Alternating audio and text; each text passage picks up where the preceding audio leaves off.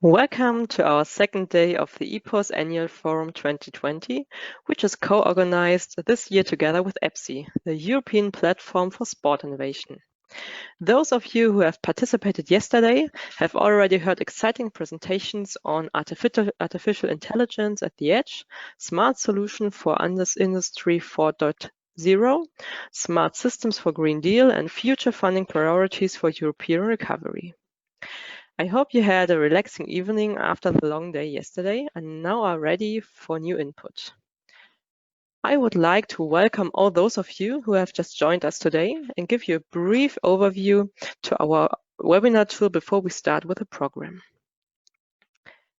If you no longer see the webinar tool on your screen, click on the flower icon in the taskbar. You can fold and unfold the menu using the orange arrow key. If you want to ask a question, please enter it in the window Fragen or Questions. We will collect the questions and the speakers will have an opportunity to answer them orally at the end of each session in the questions and answers panel. Since we have a very tight schedule, I ask you for understanding that we may not be able to answer all the questions. In case your audio connection should not work, make sure you have chosen the right speaker. Click on the Audio tab and select the speaker or headphones you want to use. If your audio connection does not work yet, you can also dial in by phone. You'll find the telephone number on your invitation email. If the connection fails completely during the webinar, simply dial in again. Unfortunately, it sometimes happens that the webinar tool does not run stable because the provider's servers are overloaded. In this case, we would briefly interrupt the webinar and restart it. Please dial in again a few minutes later. We would like to inform you that this webinar is being recorded. We are also going to save the questions that are asked. In case of further technical issues, please contact us via chat. And finally, I would like to introduce you to Carlo Lux, who is responsible for technical support today. Now I would also like to warmly welcome our session chairpersons for today. First, Alberto Bicchi, Executive Director of EPSI. Then Rainer Günzler, Head of Business Development at Hahn Schickard. And René Wijlens, also Executive Director of EPSI. So now let's have a short look on today's program. 3 sessions await you today. At the end of the day, you can take part in the EPoSS EPSI brokerage. Today, I especially welcome Alberto Bicchi, the Executive Director of EPSI, the European Platform for Sport Innovation. Alberto Bicchi has been Secretary General of the Federation of the European Sporting Goods Industry, FESI, for over 17 years. Mr. Bicchi will accompany you as chairman through our first session and give you some insights into the cooperation between the two associations, EPoSS and EPSI. You have the floor, Mr. Bicchi. Thank you very much, Evelyn. Can you confirm that you can see me and you can hear me? We see and hear you very well. Thank you. Very good. Very good. Thank you very much. Let me also try to share my screen for the presentation, and hopefully you will be able also to see my presentation. Again, kindly confirm if you can see it. You can read it. Thank you. Correct. Perfect. Okay, so thank you very much. My name is Alberto Bicchi, and together with René Wijlens, we are co-executive directors of this EPSI, of this European Platform for Sports Innovation. And actually, I would like to start by thanking all the EPoSS family, so to say, because you have been all, I would say, exceptional in the organization of this common annual forum. And of course, I would like to thank profusely Stefan Fink-Beiner, the chairman of EPoSS, but there are many people that are working behind the scenes, and so I definitely would like to thank them all. I also would like to salute a friend, Bert de Kovenaar. He has been instrumental in helping our community, our EPSI community, throughout the different years. He was also taking part to our last brokerage event that we organized on the 29th of January before the COVID. Maybe I would like to very briefly start by introducing a little bit what EPSI is and what EPSI does. And so, as you can see from the different slides that I'm now running through, EPSI is a I would say sufficiently big platform representing many different organizations in 20 countries, 20 EU countries. And these organizations are, I would say, ranked in different families. So we have sports association federations, we have universities, we have industries, we have communication agencies, research centers, of course. But most recently, we also gained what we call the public authorities. So these are regional authorities. These are national authorities, such as, for instance, in Greece, we've just gained the Ministry of Sports, the Greek Ministry of Sports. And so for us, it is extremely important really to have this bridge between private and public authorities. And so this is why we're very proud to have them all on board. And we have, as you can see from the bottom of this slide, we have also our strategic partners. And of course, EPoSS is one of our strategic partners, and we're very proud to have them sort of assisting us and helping us in promoting, I would say, sports, but also smart systems. These are our services. What do we do specifically? Well, we try to sum up these services in 3 main pillars: lobbying and education. Ultimately, the goal here is to convince policymakers to invest much more money into the sports ecosystem. With the fundraising pillar, we're helping all our members to ultimately receive the money that we have convinced the policymakers to invest in. And finally, we also, with the 3rd pillar, try to create what we call businesses. So not only do we want to, I would say, articulate project, but also very, very much business opportunities and long-lasting business sort of leads. Maybe one slide per pillar, one slide on the results, on some tangible objectives that we have been able to achieve in the 3 different pillars.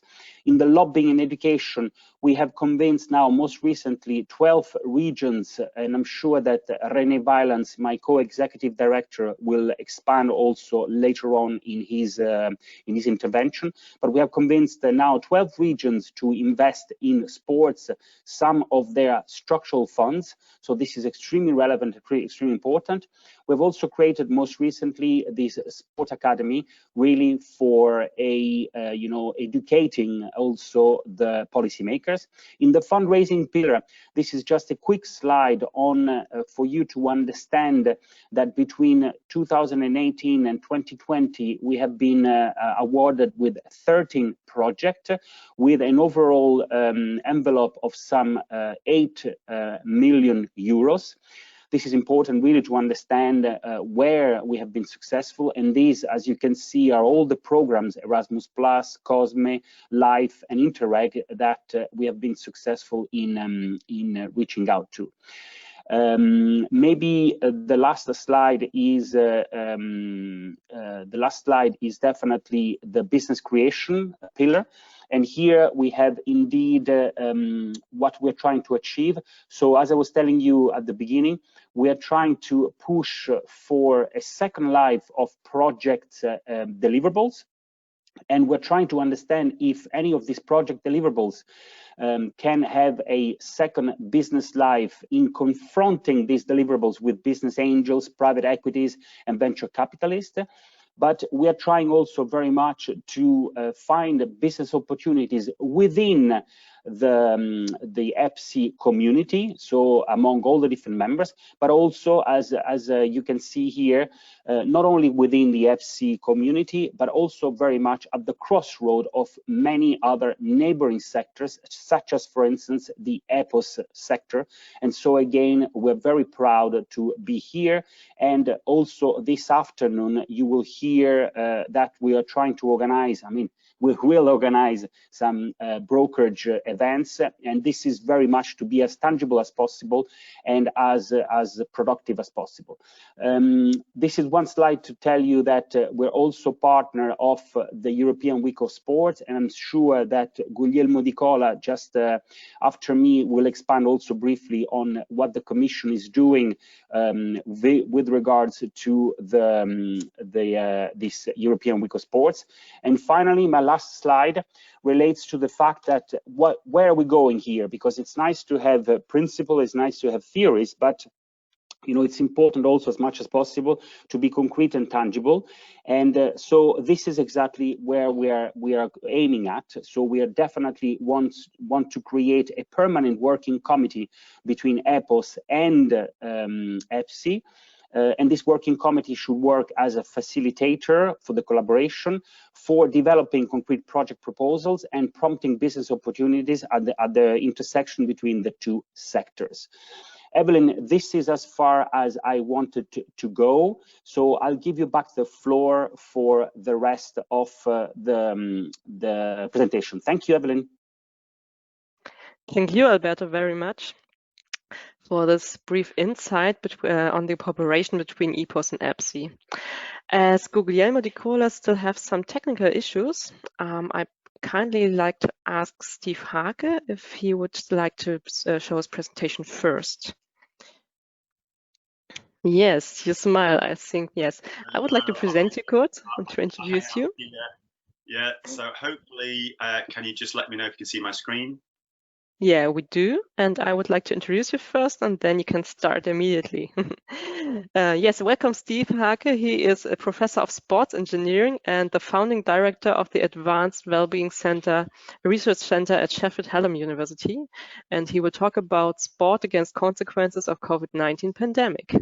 Very interesting, and I'm very curious. It's your stage. Actually, I'm curious too. So let's see how this goes. Just to confirm, I still have 15 minutes only. Is that correct? You have 15 minutes and perhaps some more, and I hope Guglielmo may come online in between. Okay, great. Okay, so the title, I wondered about the title, Sport and Vitality in the Pandemic World. I did do this presentation earlier in the year, and I said in the post-pandemic world, but of course the pandemic doesn't seem to have finished yet, and there's no end in sight. So I've slightly changed this presentation. So what I would like to talk about is the effect of the pandemic on physical activity, the effect that has on the sports industry as I see it, and then what I think is the new normal. So we'll talk about those three things in turn. Of course, we have certain messages that we've been giving out during the pandemic via our governments. And certainly in the UK, there are two key messages. The first one was infection control, wash your hands, keep your distance, wear a mask, or self-isolate. So we all seem to be working at home at the moment. The other key message that was handed out during the pandemic was stay fit, do exercise once a day. Certainly that's what we had in the United Kingdom. So suddenly the two things that we were talking about was infection control and keeping fit, because exercise is this miracle cure which can actually mitigate for the consequences of COVID-19. So in the UK, this is the course of the pandemic in the UK. So we have, oh, my arrow seems to have stopped moving. So over the left, we have the 1st of February, we had very little. It rose so that the first line, just before 1st of April, we had lockdown, we reached a peak and so on. And then it's come down and we're seeing increases in the number of COVID cases. Now, this is just typical of countries across the world and certainly across the European Union. So what we have here is we have the time scale, the timeline of things that happened. So 23rd of March, strict lockdown, 10th of May, slight easing on the other side of that hump. The 4th of July, a major easing of lockdown, and then the 4th of September, schools going back, universities going back, gyms being open, shops being open. So business as normal, not quite normal, but things happening, and you can see that rapid increase again of COVID cases. So 2 weeks into the lockdown in the United Kingdom, in terms of physical activity, 41% of adults were doing less activity than before the lockdown. So 41% were doing less. Now that sounds really bad, but actually, bizarrely, 31% of adults were doing more activity prior to lockdown.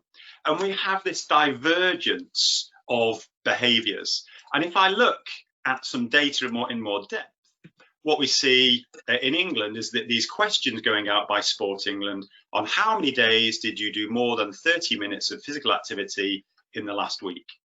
Now, of course, this is a smart systems conference. It would be great to be able to measure all this automatically. At the moment, we have to do it via these kind of rather clunky surveys and questionnaires.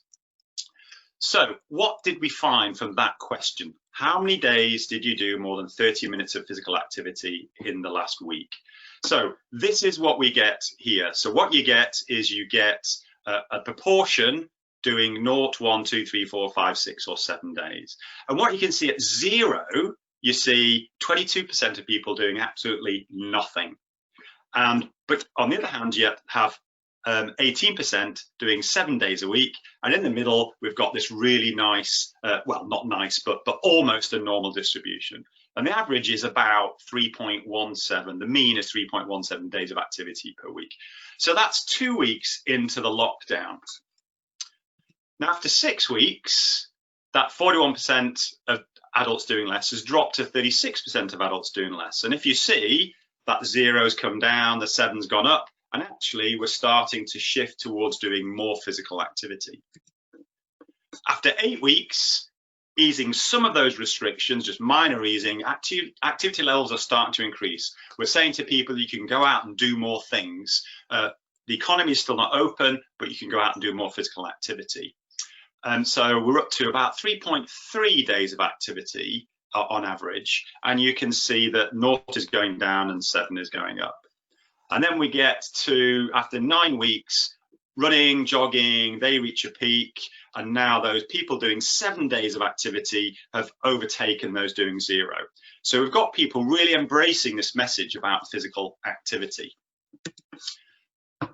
After 16 weeks, okay, major easing of restrictions, the economy starts to open, okay, and everything starts to reverse. Activity levels start to drop. People start to find other things to do. People decided they want to go on holiday. There was no global travel allowed, so it was staying at home, staycations, as we call them. And activity levels dropped quite significantly. And then towards the end, this is just 2 weeks ago, we're back to normality. Indoor facilities have opened, but actually activity levels now are lower than they were during the lockdown. And that's because people are finding many more things to do. They're going back to work, and actually activity levels have dropped. So what do we learn from that? What we learn is that the pandemic behavior is really fast changing and really complicated. It's really difficult to understand what's going on. And these surveys were sent out every week to find out what was happening to our population. And what we need rapid data collection. It would be really nice for our public health specialists to have these dashboards that have information which we can understand rapidly, so that when interventions are put in place, when rules are put in place, when rules are relaxed, we know what the consequences of these things are. Life is indeed one large experiment. And in terms of data, there is some data knocking around, and I know that some of you guys in this conference have been collecting data in your own ways. And on the left, you see Apple's data. This is a daily step count for lots of different countries. And you can see as they went into lockdown in these different countries, you can see these step counts going down. And on the right-hand side, of course, you might have heard of Strava. So Strava collects our running data for us, like the data I have on my watch when I go out. And of course, there's some Strava art, keeping some of our park runners motivated, using their GPS trackers to draw pretty patterns on the land. But we need that rapid data. That's something that would really help us endure this pandemic. So what about the sports industry?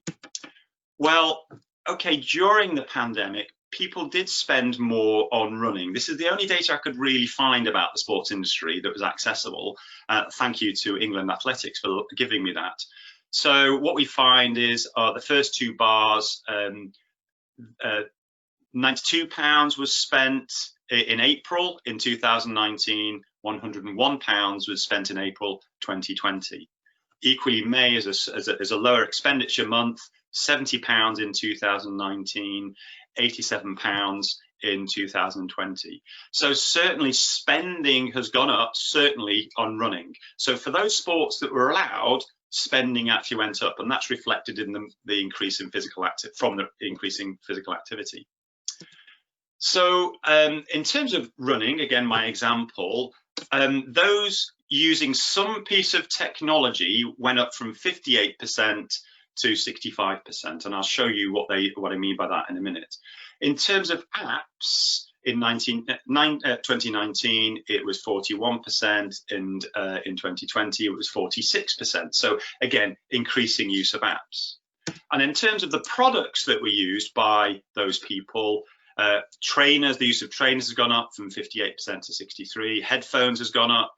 Next, specialist clothing, running clothing, wearable tech, watches, etc. Accessories might be hats and gloves and socks. Did I say socks? Socks already, and other run shoes as well. So we've seen those products being used, and that's reflected in some sales that some online companies have seen as well. So for those that were open, actually the pandemic was okay in that it provided increased sales. So which activities do actually work during a pandemic? And I've borrowed this graph from McKinsey, who produced this earlier this year. And so what you have on the bottom line, sorry, my cursor has stopped working, so I'm going to have to just wave at you. So you have tourism sport, you have native sport and home sport. Native sport means just sport that requires some kind of facility. Home sport is pretty obvious. And then on the vertical axis, we've got mass sport, you've got team sports, and then you've got individual sports. So if I was to draw a line there, then everything to the right has been relatively successful during the pandemic. Online app-based workouts, home workouts, running outside on your own, biking outside on your own, and yoga and Pilates, really, I've included that because you can do that at home and do that online as part of those online classes. If I draw this line here, then everything above it is probably going to be okay at this moment in time. So those things at home on the right-hand side, on the left-hand side, these things that you can do which don't require to be in close contact with other people. So personal exercise at a gym, gyms have been pretty good at putting in protocols. Tennis, we've seen tennis starting to take place again. Climbing, hiking, surfing, golf, all of these things, they do require facilities quite often, they require travel, so they will struggle, but they will work for local people rather than international people. So all those individual sports are probably okay at this moment in time in many countries, but really staying local. What we find is the ones that are really struggling, those ones in the middle, things like football, basketball, certainly the spectator sports, you know, we've got very few spectators in those sports, and those businesses are really suffering. And then, to be honest, the ones that are really going to struggle, down the bottom left, mass sport, tourism sport, marathons, half marathons, 10Ks, those citywide events that we've had plenty of over the years. It's going to be quite some time before they restart. So again, what do we know about the pandemic? Well, it looks like a vaccine is going to take some time. Even when we do get a vaccine, it's going to take some time to inoculate the whole world. So things aren't going to get back to normal for quite some time. We're seeing pandemic waves. There will be future pandemic waves. There will be false pandemic waves. There will be other pandemics. There will be a flu pandemic. There will be colds. we will get a bit spooked out. We'll get uncertainty about these different waves that are going on, not sure if it's another pandemic or so on. So what we're going to see with those pandemic waves, we're going to see the economic waves. So just as marathons and things and mass events might just start, as soon as you get a pandemic wave, they'll be stopped again. So what you'll see is you'll see these events, these sporting activities being possible and not possible in different countries at different times. So it's going to be a really, really uncertain time. So I'd just like to quote this sentence here. It's "The economy's stupid." This was a quote by James Carville during Bill Clinton's election campaign of 1992. And every time they went off script, he would say, "It's the economy, stupid," to get them back on the script. That's the most important thing to talk about. And of course, you know, a lot of our leaders, a lot of our countries take this to heart, and gross domestic product is the only thing that seems to be of importance to a large proportion of society. And there we have the GDP of the United Kingdom going back to 1955. It's increased by 5 times since 1955. But what you can see there is you can see the massive drop off of just this year. In 2020, and that's concerning a lot of people. GDP as being the most important thing. But I want to turn this title around a little bit and actually think about maybe it's the time to rewrite our economic business plan that we have. And maybe it's the stupid economy that actually is partly to blame for some of the problems that we're going through at the moment. So if you were to rewrite a strategy, if you were to write a business plan, a lot of you will know this already. You have some kind of vision, you have some kind of strategy. You then think, what are we going to do? What's the enablers? What are the things we're actually going to do to realize that strategy? And then you go, okay, this is what will happen. This is what will happen when we've done those things. These are the outcomes. And then we have to think about, well, so what? What is the impact? And at this moment in time during the pandemic, we're clinging on, hopefully, to this as our outcomes, that COVID is defeated. Certainly in the sports sector, we can increase physical activity again, and we'll get back to some kind of normality. And that's because we want to go back to the same old that we've done before. We want GDP to go back up. We want people back in the office. We want global transport to resume, etc. We want it to be back like it was. But I think what we're seeing is it's not going to go back to that normal. So in terms of the pandemic is the effects of it are going to be happening for years, maybe decades for some portions of the population. So if we were to go back to our vision and start again and think, what's our new normal? Then maybe we could be thinking about a different kind of world where we have a health and well-being budget, where our vision is that people are healthy and happy, physically active, we have a sustainable economy. We think about locality, we think about our local economies more than our global economies, and we try and do things in a green way. You know, we certainly see that climate is starting to suffer, and there's evidence of that now.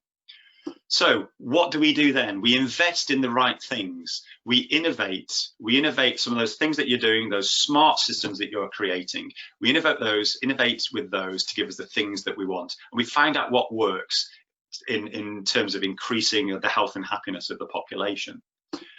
So the outcome is that COVID is coped with. We're probably not going to defeat it in the short term, maybe even in the long term, but we can cope with it if we have the right plan. We increase our physical activity. I always want to get that in because we're talking about sport and physical activity. Physical activity is the miracle cure for lots of our chronic diseases. And of course, the sports sector can help restart the economy by doing the things that we want in terms of health and well-being. And of course, the impact is not just GDP. It's about increasing quality of life. It's about reducing chronic disease and the costs of that, increasing lifespan, but actually more importantly, healthy lifespan. It's creating sustainable jobs and sustainable GDP. GDP is not a dirty word, but it's not the only thing that we have to think about. So you might think, well, okay, that's pie in the sky. Gosh, what world is he living in? This is already being done. So there's Jacinda Ardern from New Zealand, and they already have set a well-being budget to do exactly what I've just described there, something that smart systems and the sport and vitality sector is integrated into. So my final thoughts. The effect of the pandemic on physical activity is complicated. It's very difficult to understand what's going on. It's very fast moving.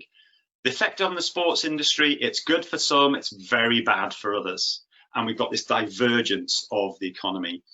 And in terms of the new normal, well, I think we are living the new normal. I don't think it's going to change very much for a significant period of time. So the pandemic and its effects will linger on, and we're already starting to talk about the pandemic generation, those youngsters whose education have been affected, those people with jobs who've lost them, who are going to be affected for years to come. So here's a few messages I'd like to leave you with. Of course, relevant to the conference, we need these smart systems that you've been talking about to inform us. It would be really nice to have some kind of dashboard that we, and I mean those in power and those who are making these big decisions, have the ability to make informed decisions. We need good leaders, and you know, I live in the United Kingdom. I know more than most that we need really good leaders at this time, whether that's EU, regional, national, and local mayors.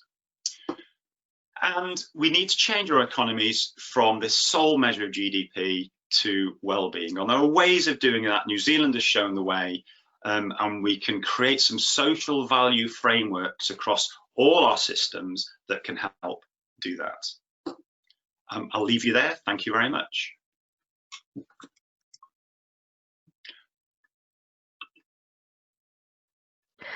Thank you, Steve, for this insight and your presentation. We now have Guglielmo Di Cola online. He is member of the Cabinet of the Commissioner for Innovation, Research, Culture, Education and Youth in the European Commission. As a member of the President's Cabinet, he is responsible for external relations. Mr. Di Cola, due to the technical hurdles, it may be that you can't switch on your camera, but however, I think we can hear you well. It's your stage. Thank you very much. I really do hope that you can hear me. And we do, thank you. Okay, thank you. And I really apologize for this problem. I had to connect with my cell phone, and it seems that the help desk of the Commission cannot help me join the seminar with my computer, which is strange because last week during the test it worked perfectly. So once again, really, I apologize. Thank you very much. Thank you, Alberto, for inviting me. Thank you, Steve, for your presentation. I unfortunately only heard the last bit, but it was extremely interesting, and I wrote down some of the points you mentioned because I think it would be very useful also for us to prepare our work on sport policy. So good morning, everyone.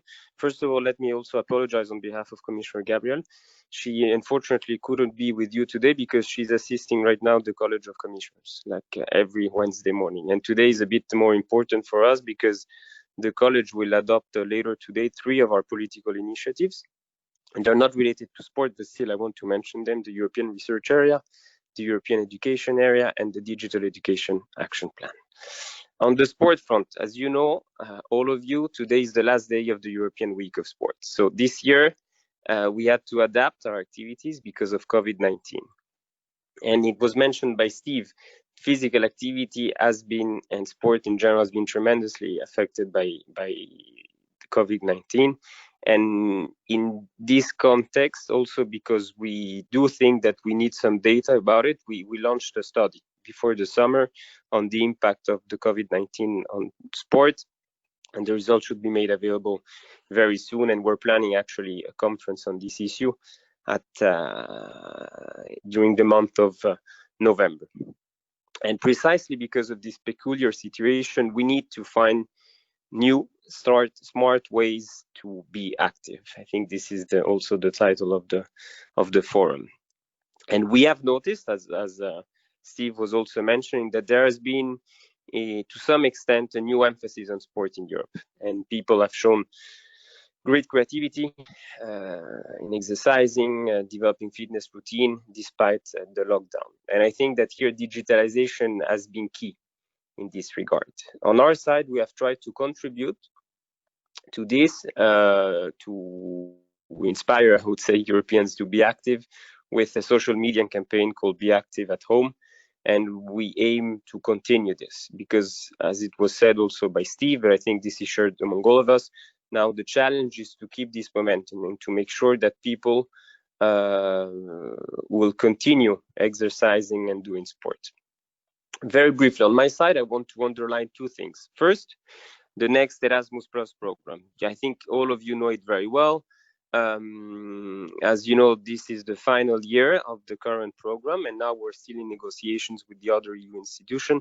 But what I can tell you is that the program, in particular the sports strand, should be, I would say, reinforced. And this, it will be reinforced from the content point of view, but also from the financial point of view. I have to say that at EU level, sport over the years has gained more and more importance. And I think that this is an opportunity for all of us to do more, but also maybe to start looking at links with other policies. So it's obvious that due to COVID-19, we have to strengthen the link with health, but I see other areas, innovation, including digital, of course, environment, youth, skills.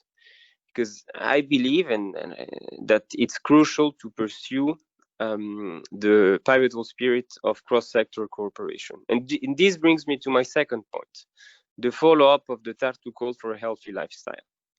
The Commissioner decided to continue this very successful initiative that was running up until last year.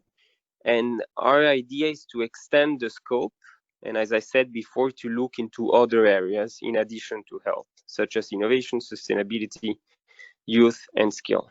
And I'm sure that all of these areas are of interest to you, but maybe let me focus a bit more on innovation. We think that new technologies can contribute to promoting physical activity in our society, and also, of course, increase the performance of the athletes, and so on one side we have to look at this. And as you know, this is the first time that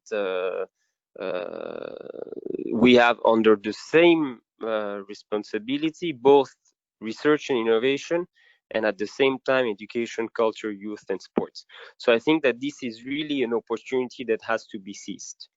And on our side, it would be extremely interesting to look in addition of, as I said, new technologies, but to look at the entire ecosystem of SMEs that are involved in the sports sector. And we do have instruments like this in the research and innovation side through the upcoming Horizon Europe program with the European Institute of Innovation and Technology that we call the EIT, and with the European Innovation Council that we call the EIC. So on this particular point, innovation, I think that your contribution, the contribution from the sector, will be crucial. And my message would be that I already invite you to liaise with our team to maybe share with us some of the ideas that you have and concrete proposals, because also, and I will finish here, one of our aims is also to reinforce the dialogue, the existing dialogue that we have with the sport movement. And we want to seize this occasion of the follow-up of the Tartu call precisely to do so. I will stop here. Thank you very much. And once again, I really apologize for having delayed the entire panel.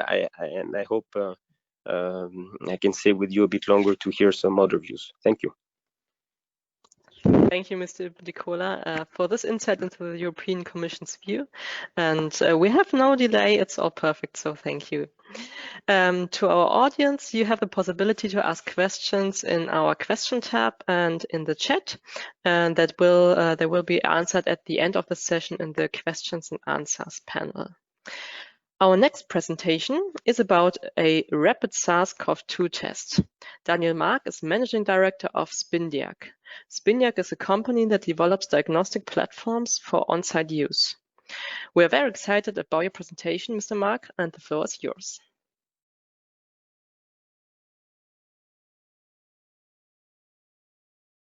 Thank you very much. Let me just get my technology going.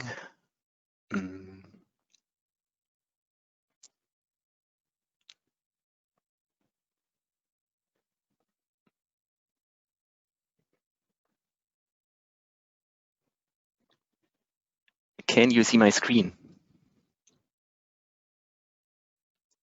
I hope so. Yes, we do. Okay, We do. perfect. All right, then welcome everybody. I'm Daniel. I'm one of the founders of SpinDiag and the CEO. We are developing a smart system for infection controls.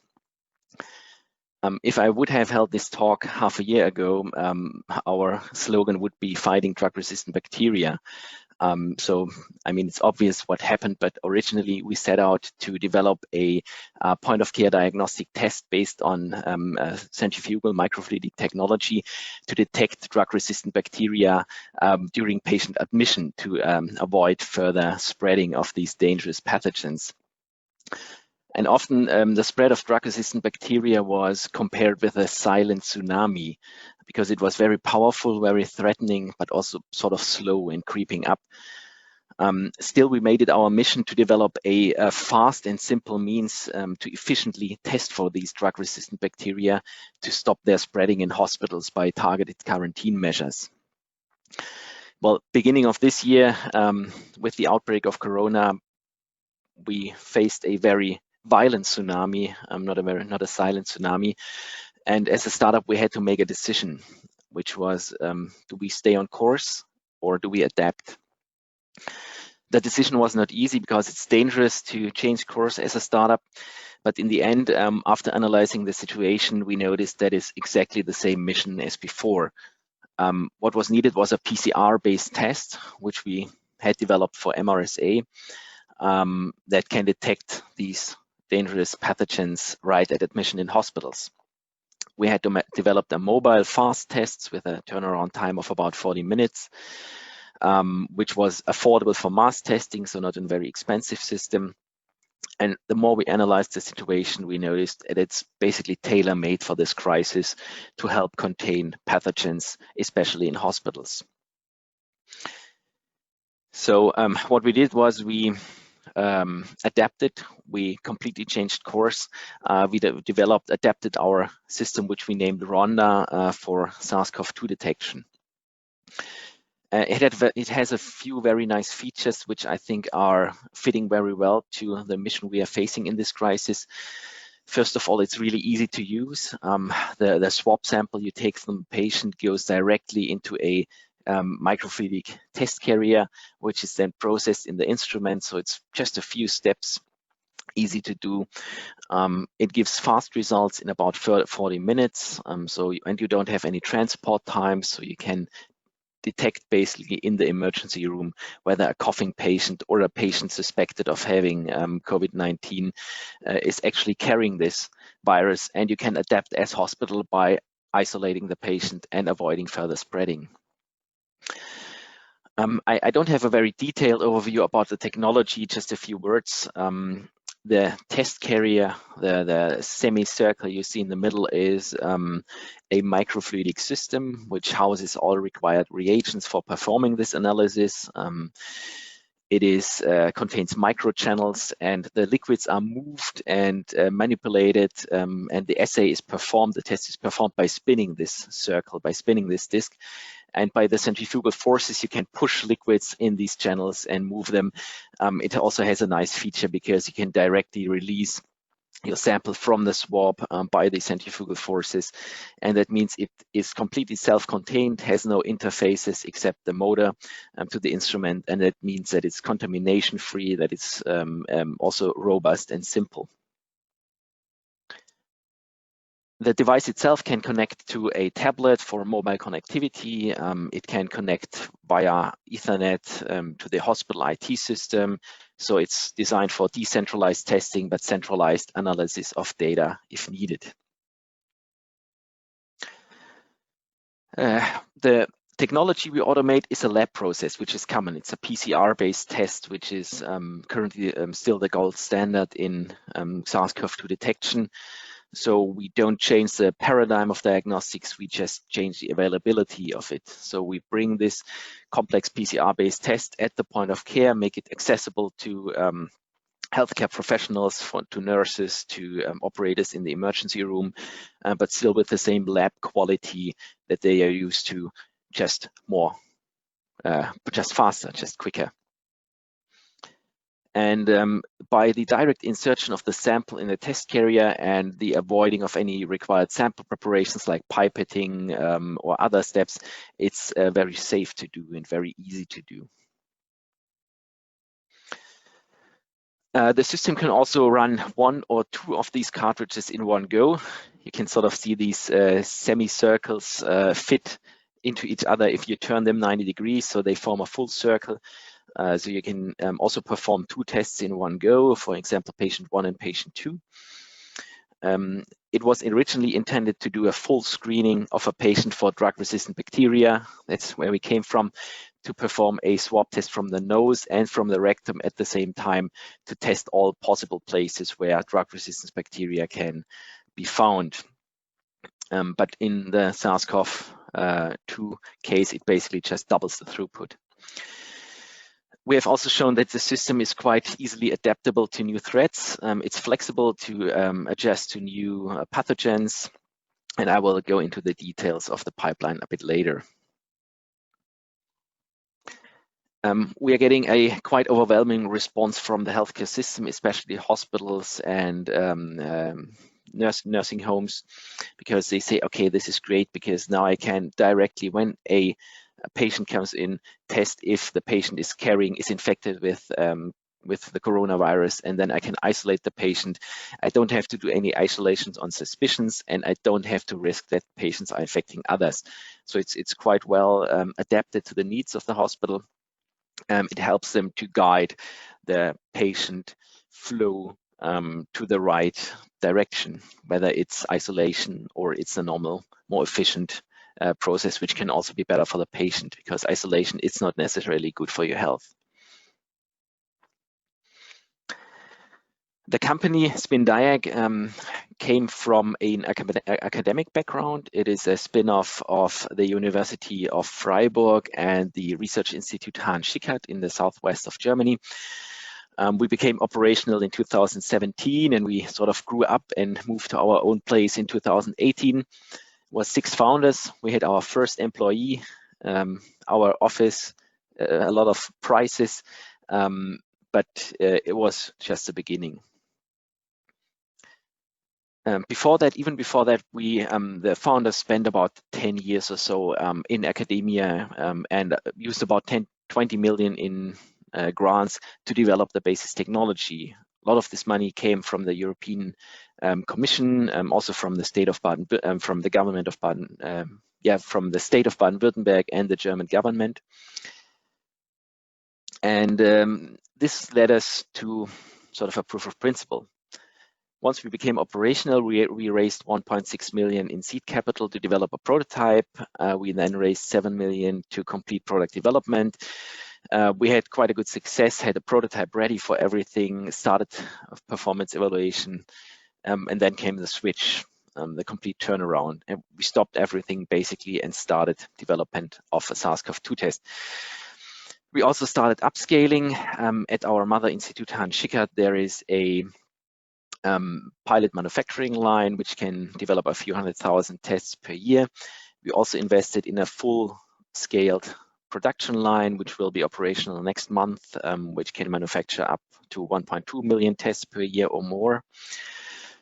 And we raised 16 million euros in investments and 6 million in grants to get to market. We are currently in the very last phase, in the last weeks actually, to get regulatory clearance. The data look very good, the sales are really picking up, and we're having an extreme amount of activity to prepare this market start, this go-to-market. This is a current picture 2 years later after the first one, still 6 founders, but now 45 employees spread over 3 offices and 1 lab. Over half of these hirings were done this year, so it's quite impressive growth and very difficult to handle. So there are boxes everywhere. It's a big challenge to guide this big growth and manage it. So it's very exciting, but also very stressful time now. And maybe if I go back a few slides, just to give an idea of the scale, there's a lot of work to do basic research and a lot of money. Once we have that, it took us 1.6 million to get to a prototype level, so quite rapid and quite cheap. It took an additional 7 million to get a product ready. And we are expecting more than these 16 million to go to market. So the investments also grow exponentially the further we progressed in our stages. But it was all built on basic research at the University of Freiburg at Hans Schickhardt and with public grants, which I think is a good example of how these early investments can take a lot of time to pay off, but have a chance to eventually pay off right when they are needed. We also have big plans for the future. After bringing this corona test to market, we of course plan to resume a validation of the MRSA test and the test for multi-drug resistant bacteria. To also bring other tests in the pipeline, like a full respiratory panel, which includes influenza, RSV, and a lot of other viruses and bacteria, and get this as a really multi-use mobile platform. Our idea is always to place it at the admission to test patients rapidly to avoid infections of others, basically to save, to provide increased safety for patients in hospitals. Well, the whole team is under a lot of pressure, but still very excited to be able to work on such a current topic that receives so much attention, and it is so obviously needed, both from what we receive from feedback from media, but also from direct orders from hospitals, from direct interactions with hospitals. It shows that technology, if it's done right in the basic research, is flexible, that it's helpful, that it can help in the current crisis. We are hoping to have a at least meaningful impact. We are not Roche, we are not Becton Dickinson, so we won't solve the global problem. We hope to have an impact on the German and surrounding markets, to deliver hundreds of systems to help keep patients safe. And if we are achieving that, I think we have completed our mission as a startup, and we are still on this journey. It's still a quite exciting journey, but the whole team is very happy to be part of it. Thank you.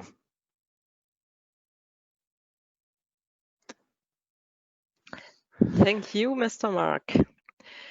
We now come to the topic healthcare, and I'm pleased to welcome Kathleen Spring. She is a project manager in the Society of Bioanalytics Münster and a board member of the European technology platform Nanomedicine ETPN.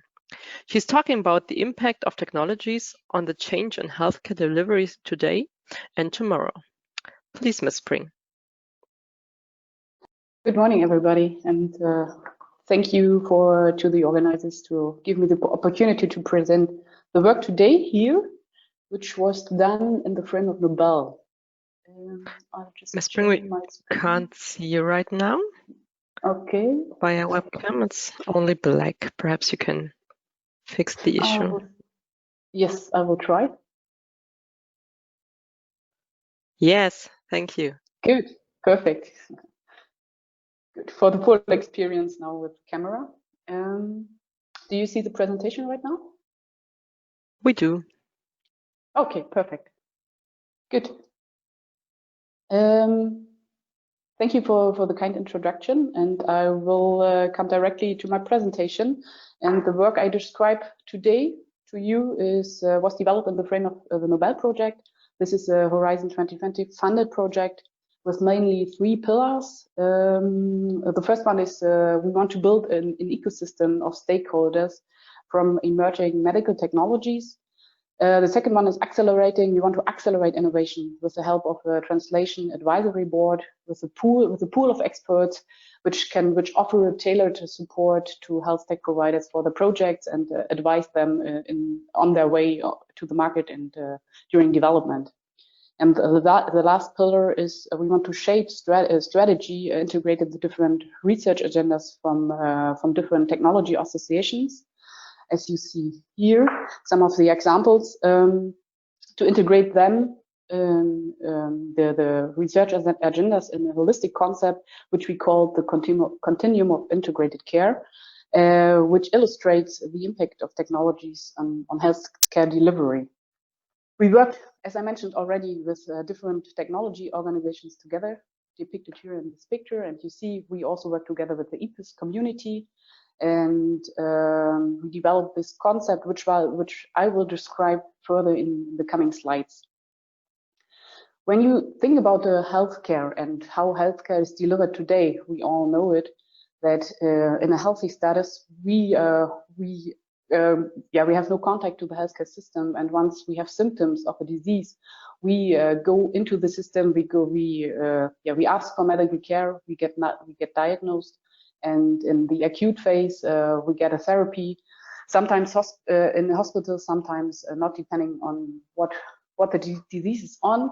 And after the acute phase, we come into the post-acute phase, get a rehabilitation, depending on what disease we have, and in the best way, we get back to remission and to a healthy status. If not, we go into the home care cyclist and get chronic therapy or long-term care, as, for example, it is the case for diabetic patients, which get a chronic therapy all their life with an insulin injection for blood sugar level balance. But what we saw in the last years, and what is going on, that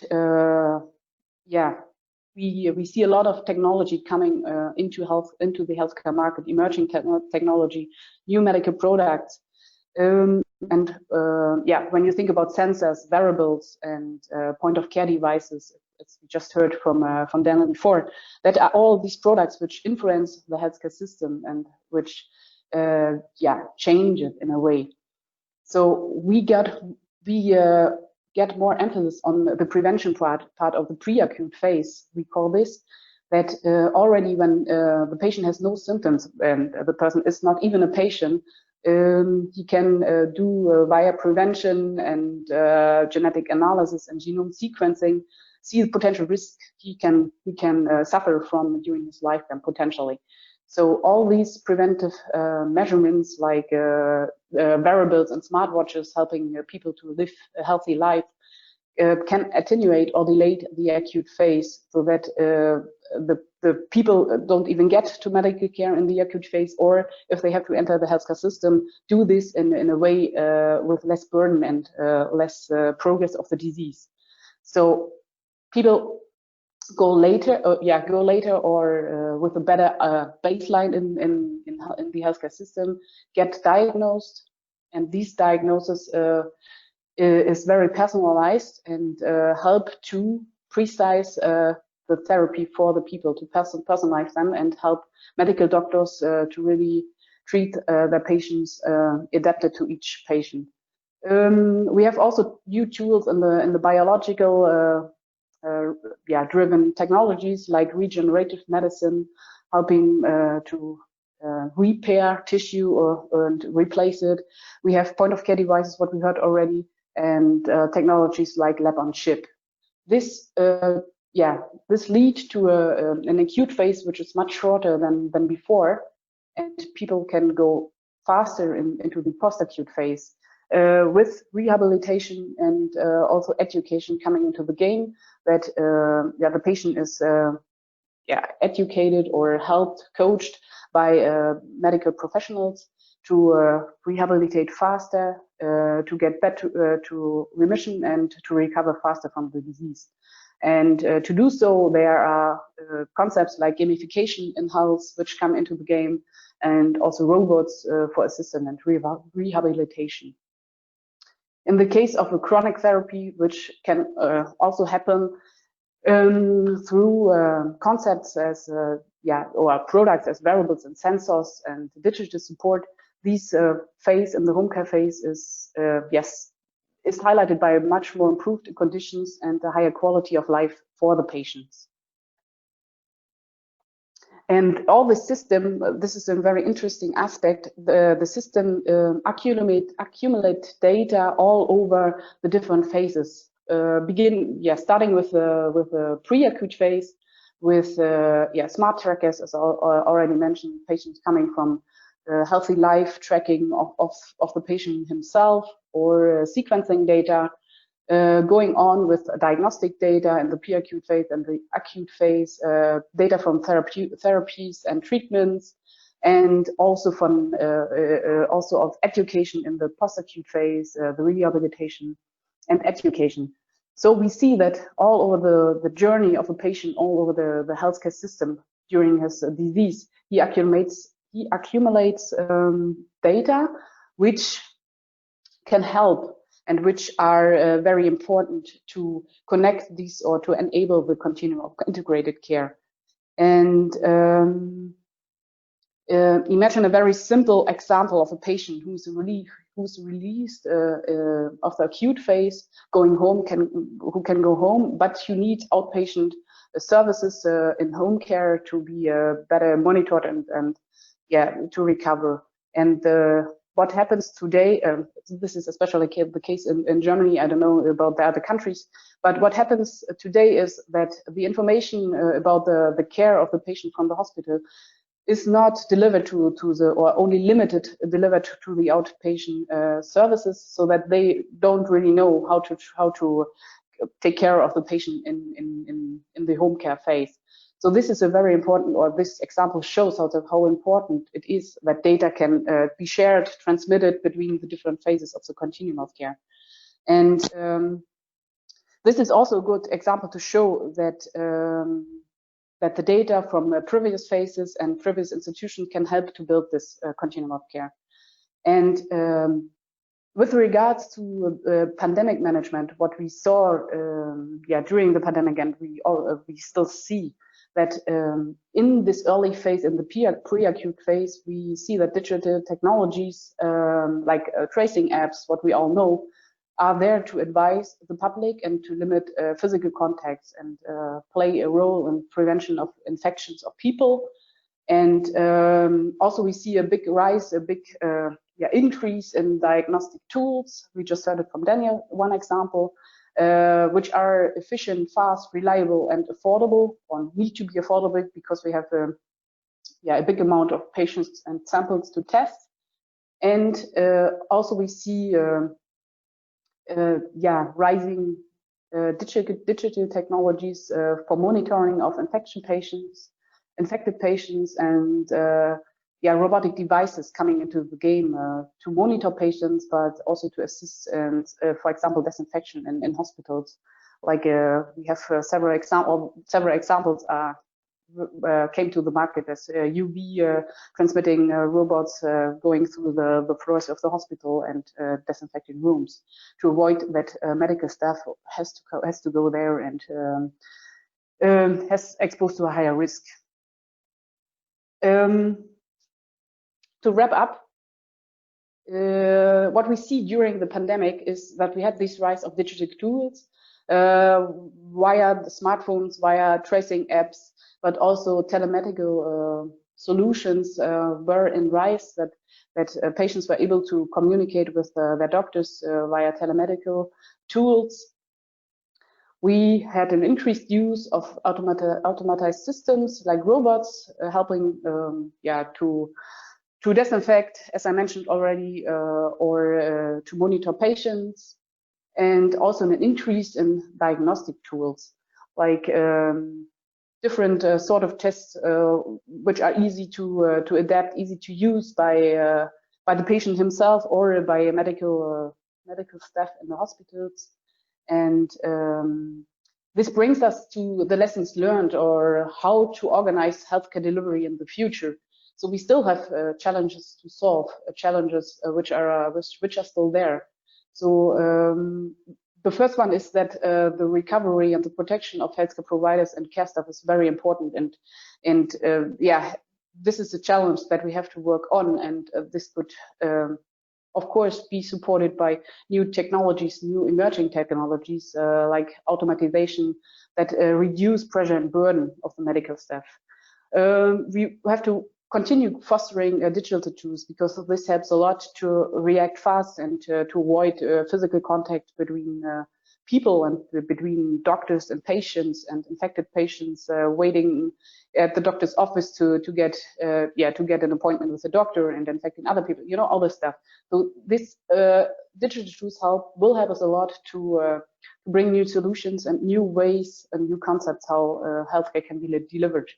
And a big topic is, of course, the interconnectivity of data from different sources. This is not new to the pandemic, but this is still, an ongoing debate and an ongoing topic that will occupy us in the next years. So the problem here is that data from different sources have different qualities, different characteristics, which have to be reunited in a way that they can be analyzed and can be transformed in medical knowledge in the end. So this is a big point that has to be solved. And what I mentioned already before is also the connectivity between the different healthcare phases. The example I just mentioned, that, for example, with the care of patients going out of the hospitals into home care, how the information transmission is, the data sharing is organized. There are, of course, different questions coming into the game, ethical questions, data security questions, ownership questions. So these are all problems we have to tackle and we have to solve in the next years to just improve how healthcare will be delivered, not only in a pandemic situation, but also in like a kind of normal situation we hopefully get back in sometime few years, few months, I don't know. And another big point is also the communication of different technologies to be able to create new healthcare products which are cross-technological, meaning that we have a communication and adaptation of the different research agendas of the different organizations to enable new products and to foster the creation of these cross-technology solutions for patients and for the benefit of patients. And I just show at the end the OECD recommendation, which goes in the direction I just described, that we have to strengthen disease surveillance and health information infrastructures, which goes in line with the points I just mentioned before. And of course, the health systems need to be adapted with a certain reserve capacity, and also that we strengthen coordination across countries. And here, technologies will for sure help and improve the situation and promote these challenges which are still open. So I hope it was not too fast, and I want to thank you for your attention, and I'm open for questions. Thank you, Ms. Spring, for this interesting presentation. We are now coming to our first questions and answers panel of today and have already received some questions from you.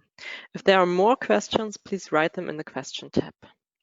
We will try to answer all of them. Please understand that we may not be able to answer all of them due to time constraints. Unfortunately, Mr. Di Cola cannot participate in the Q&A panel. But we have the other panelists still here.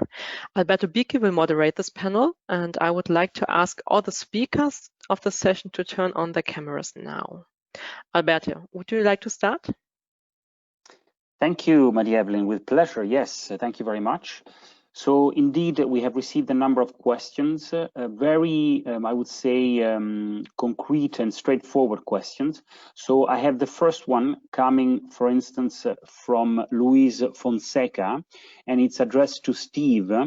And Steve, so this is the question: can the increase of use of gadgets and apps be attributed solely to the pandemic, or may it be a sign of people getting used to a new technology? Was this increase also there in pre-pandemic? So Steve, maybe this is the first question that I would kindly ask you to respond to. And then I have a couple of questions also for Daniel. Steve, you have the floor. Okay, thank you. Okay, I'm going to give you my answer. This is what I think. I don't have the numbers at hand, so I don't have the strict evidence. But what I think has happened is pre-pandemic. Of course, the use of apps is increasing. The use of wearables is increasing. So we're having this increase anyway. But I think what we've seen post-pandemic is we've seen a discontinuity. So I've seen people finally making that decision. It's this thing that's just pushed them into use. So you've seen people saying, oh yeah, maybe I'll change, maybe I'll buy a phone, maybe I'll buy a watch, maybe I'll use an app. But then suddenly going, okay, I now have time to do it and I have the will to do it. So there's a little bit of behavior change going on there. So that's what I think has been going on. Was that the full question? I can't remember. Yeah, Steve, that was indeed the full question. Thank you very much for your contribution here. Yeah. Thank you. Alberto, here's Evelyn. Sorry to interrupt. Can you switch on your camera? Okay, super. Yes, absolutely. Beautiful. Thank you. I did not want to take away the importance and the spotlights on the speakers because they are the most important ones. So this is why I did not switch on the camera. Anyway, thank you, Steve. Very clear. I will come back to you later on with some additional questions. We have questions for Daniel. So here we have Kerstin Heinrich. Hopefully I'm pronouncing her name properly. She's asking you, dear Daniel, when is your Ronda system ready for the market? So this is a very technical thing. Yeah. So CE-IVD marking is planned for end of October, so in 4 weeks. We are sold out until the end of the year. So that is the current situation. Okay, very clear, very clear. Thank you. We have a couple of additional questions for you, Daniel. Kathleen, sorry, bear with me. But so Daniel has received a couple of additional questions. First one is, so it's the following coming from Luis Fonseca again. And so basically the question is it 40 minutes the ultimate target for this sort of test, or can it go further down? This is the first question, and I might as well give you also the question from Elizabeth, who's asking here, how does your system compare to the one announced by Bosch lately? Sure. First, the technology question. The limit currently is the speed of the enzymes of the biochemistry. So the instrument can perform all necessary steps in about 25 minutes, and it would be our ultimate goal. We didn't spend a lot of time on optimizing the actual reaction, the biochemistry. That is something we are targeting for future tests. I think we can, technology-wise, we can get in the 25-minute ballpark. Currently, the limit is not the instrument, but the biochemistry, actually, because just the elongation phase takes a certain amount of time in the PCR, and we weren't able to optimize the assay to go even further. Second question about Bosch. I always like to talk about SpinDiag and not about competitors. I think what you can say is that I think both Bosch did a good job on that. I mean, you can look up the performance data and compare them. I think both systems have that such justifications. I can just clearly say our focus is and will be hospitals and healthcare. So we are not so much looking into, I would say, business, industry, and so on.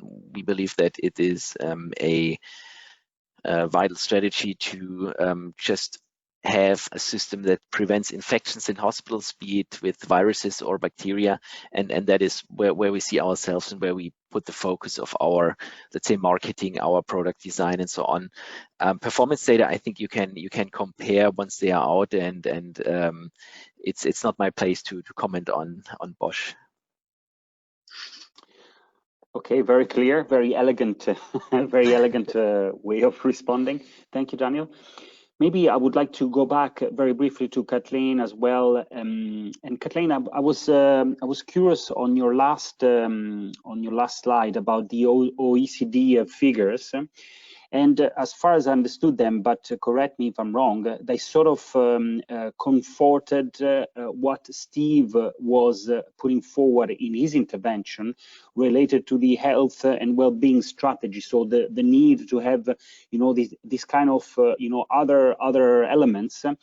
Maybe I would like to understand from you what are your thoughts in this respect, and where would you see the evolution of society in general? So it's more a strategic question rather than a technical one. Kathleen, you have the floor. Thank you very much. Thank you, Alberto, for this question. Yes, when you think about the strategic development of society, I think it will go pretty much in the direction of prevention, as we heard from Steve, as we heard from Daniel, that this healthy well-being, sector is in increase. That people put more emphasis on this phase, that they want to be healthy, that they want to know about their health data, about what they can do to improve their health, and maybe this is.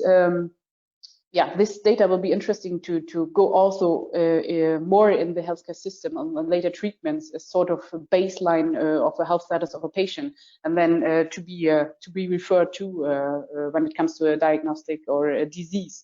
So I think this is really a very important, the pre-acute phase, prevention phase.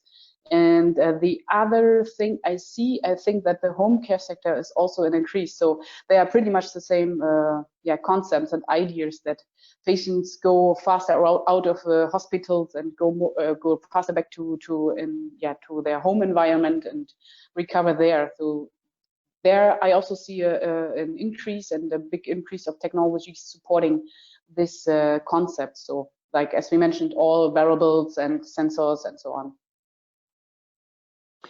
Kathleen, thank you very much. Steve, please react to this. Well, I've got a question for Kathleen. So Kathleen, on your slide, you had two sections. You had the medical side, and you had the data flows, and then you had the, I can't remember what you call it, the public side, the wearables side. And you mentioned that this interface is a really tricky discussion to be had. So we have our medical evidence, the kind of things that Daniel is taking, and then we have our freely available devices, watches, whatever. So we're happy to give away this data. We give this away all the time. We click terms and conditions, I agree, I click it without reading. But when it comes to our medical data, we're very, very sensitive. So how do we get this data flowing into our health records? And do you think we ever will get our health records flowing out into our own personal dashboards? Is this possible? This is a very interesting question, and this is an ongoing debate in our days. So in ethical point of views, I think on a technical side, this is already possible. I think this is not the issue, but there's of course the question of society and security, what I just mentioned, data ownership and all these things, which are still on debate, and I think which are debate on a national level, depending on the country. I think the UK is a bit more, let's say, open on this, as far as I know, but when I look at Germany, there's a big issue and a big discussion going on about this security and sharing of data, and people are more against than for. And I would mention that in the frame of Nobel, we did a survey of citizens, and we tried to cover like a big European distribution as good as we could. And we asked this question in the survey: how do you see this data sharing, that you share data with your doctor, with your health insurances? And there's a clear picture going on almost through all countries, all age groups and genders, that they want, or they can imagine sharing data with their doctors, but not sharing with health insurances. So when it comes to commercial usage of these health data, then there's a big problem, and there's a big debate going on, and still has to be discussed and very carefully discussed, so that we don't have maybe the same structures as we see like in Asia, like in China or in South Korea, when I don't know if you know that for the tracing app in Korea, they use this credit card data of people to trace them and to trace them back to in terms of the COVID infections. And so this is, of course, something very critical to discuss and very carefully to look for. So very important point, of course. Thank you, Evelyn. Okay, I see Evelyn, and when she appears, it means that time is over. So just let me conclude by thanking you once again for all this inspiring presentation and insights.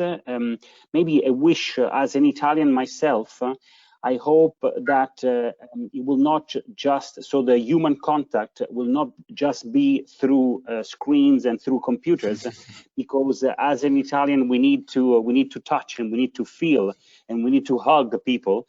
And so hopefully there will be a good balance. There will be a good balance between the home care systems and also, you know, the touch and feel that we like very much. So thank you very much again. Evelyn, I would like to give you the floor to conclude and to move on to the next steps. Thank you and bye-bye. Thank you. Thank you for this really interesting Q&A panel. Thank you for all the questions. Thank you for the answers. We take now a break and start with our next session at 11:40.